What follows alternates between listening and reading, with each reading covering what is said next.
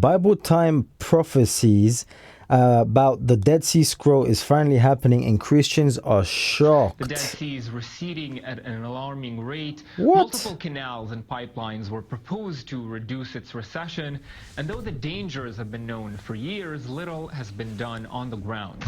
Something remarkable happened to me last week. I was Wow. deep in study, preparing for a weekend retreat focused on the book of Ezekiel, when a friend sent over some intriguing news about another sign suggesting that Jesus' return may be closer than we think. Then we think. One of Ezekiel's well-known prophecies, often viewed as symbolic rather than literal, might actually be on the verge of coming true, just as he foretold 2,600 years ago. You know how long that is? Before we dive in, take a moment to subscribe to the channel. By subscribing, you'll stay connected and won't miss out on more fascinating insights like these. Now, back to it. As I was saying, the Dead Sea, a unique and significant site lying between Israel and Jordan, holds a prominent place in the Old Testament. This area is not only famous for the ancient Dead Sea Scrolls, one of the oldest manuscripts of the Hebrew Bible, but it's also close to the Jordan River, believed to be the site of Jesus' baptism.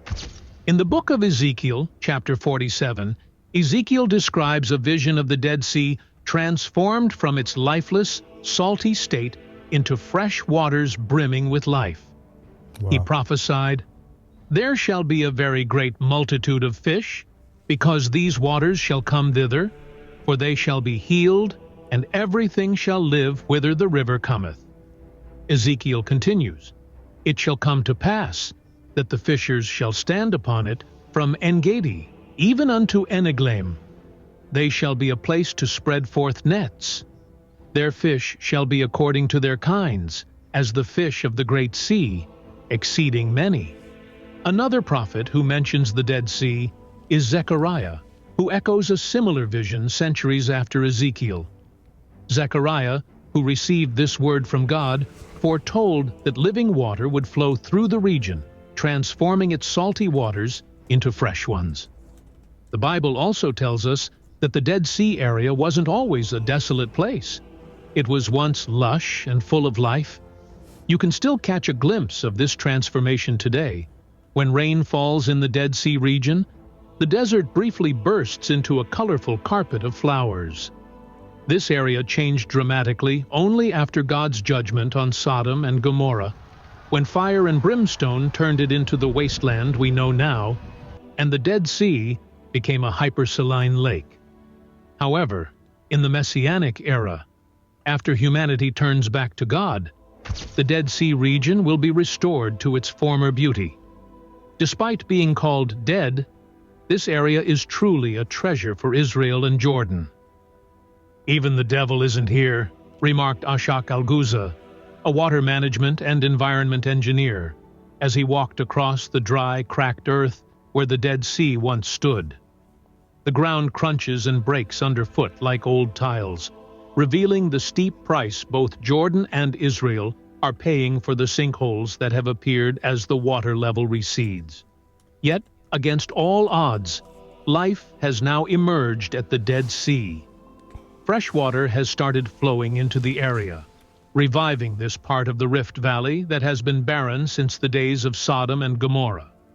Known for its extreme salinity, about 33% salt, the Dead Sea famously lets people float effortlessly on its surface. But recently, freshwater fish have been spotted swimming in the sinkholes forming around the sea's shrinking shoreline. This new life was foretold in Ezekiel chapter 47. While exiled in Babylon around 597 BC, the prophet Ezekiel envisioned a river flowing from the temple in Jerusalem, running down toward the Dead Sea. Wherever this river flowed, it brought life with it, filling the waters with fish like those found in the Mediterranean. Ezekiel describes a powerful vision. He said to me, "This water flows toward the eastern region and goes down into the Arabah, the Jordan Valley, where it enters the sea, the Dead Sea. When it empties into the sea, the water there becomes fresh. Swarms of living creatures will live wherever the river flows. There will be large numbers of fish because this water flows there and makes the salt water fresh. So where the river flows, everything will live. Fishermen will stand along the shore. From En-Gedi to En-Eglem, there will be places for spreading nets. The fish will be of many kinds, like the fish of the Great Sea, the Mediterranean. Ezekiel chapter 47, verse 8 to 10. This vision is part of a section in Ezekiel's book that speaks of the future restoration of Israel, both to their homeland and to God. The resurrection of the Dead Sea reflects a coming age when Israel's fortunes, long neglected and persecuted, will be transformed. Today, we're seeing glimpses of this transformation as Israel emerges as a significant player on the world stage, with a thriving economy driven by remarkable innovation. At the same time, a growing number of people believe Jesus is the long-promised Jewish Messiah. This aligns with the prophecy that when the Jewish people return from the nations where they were scattered, they'll be given a new heart and be spiritually cleansed, just as the Dead Sea will be renewed and sprinkled clean. Ezekiel chapter 36, verse 24 to 26. It's happening, just as Ezekiel foretold. The freshwater life reappearing along the shores of the Dead Sea might not yet be the full realization of Ezekiel's remarkable vision, but it's certainly a sign of what's to come. Every prophecy in Scripture will be fulfilled precisely, and Amen. Ezekiel's visions are no exception. Nearly 3/4 of Ezekiel's predictions and 81% of Bible prophecies overall have already come true with astonishing accuracy. Take, for instance, Ezekiel's prophecy about the fall of Tyre, a bustling port city in the eastern Mediterranean. Ezekiel foretold that Tyre would be destroyed, its ruins cast into the sea, and that the bare rock left behind would be a place where fishermen would spread their nets. Ezekiel chapter 26. This has never happened to any other city, past or present. When Alexander the Great marched toward Tyre, its residents escaped to a nearby island, confident that Alexander had an army but no navy. Undeterred, Alexander ordered every piece of the ruined city to be used to build a causeway to the island, ultimately leading to Tyre's defeat, exactly as Ezekiel had prophesied. Today, you can still see fishermen's nets drying on the bare rock of old Tyre, while the modern city sits on the island, its shoreline altered by Alexander's causeway. If it's in the Bible, you can believe it will come to pass. We can find reassurance in knowing that God is set to return to His holy city. At the end of Ezekiel's book, we're told Jerusalem will be called "The Lord is there," a beautiful promise. The Bible's final chapter in Revelation also describes a river of life flowing from God's throne, symbolizing the renewal that will come in the days before the second coming. This theme of life from the dead applies both to Israel, Romans chapter 11, verse 15, and to the coming of the Messiah.